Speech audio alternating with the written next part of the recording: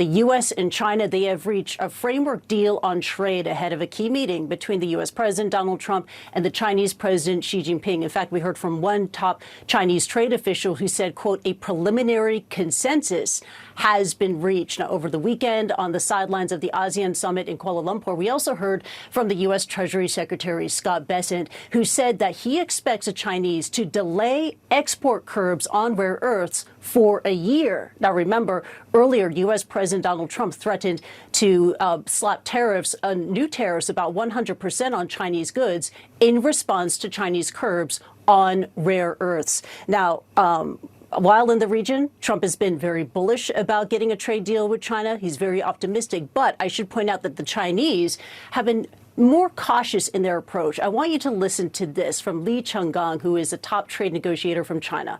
Watch this.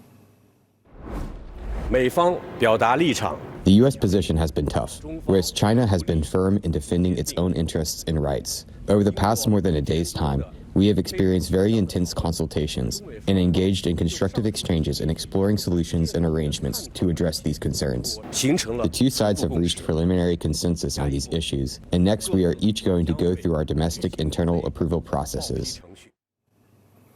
Now, rare earths have long been a major sticking point in the U.S.-China trade relationship. China absolutely dominates the global supply of rare earths, which is used in everything from our smartphones, our screens, our EVs, even in fighter jets, missiles, and drones. But in addition to rare earths, other issues were also brought up during these trade talks between the U.S. and China over the weekend, including fentanyl, the flow of fentanyl precursor chemicals from China to the United States, U.S. port fees, as well as TikTok. In fact, on Sunday, we heard from Scott Bessent, who said that a, quote, final deal had been reached on TikTok and that it would be, quote, consummated when Xi Jinping and Donald Trump meet in South Korea later this week at the APEC summit. But got to point out, according to the Chinese, we have yet to hear any official comment or confirmation from the Chinese side whether or not that meeting is actually going to take place.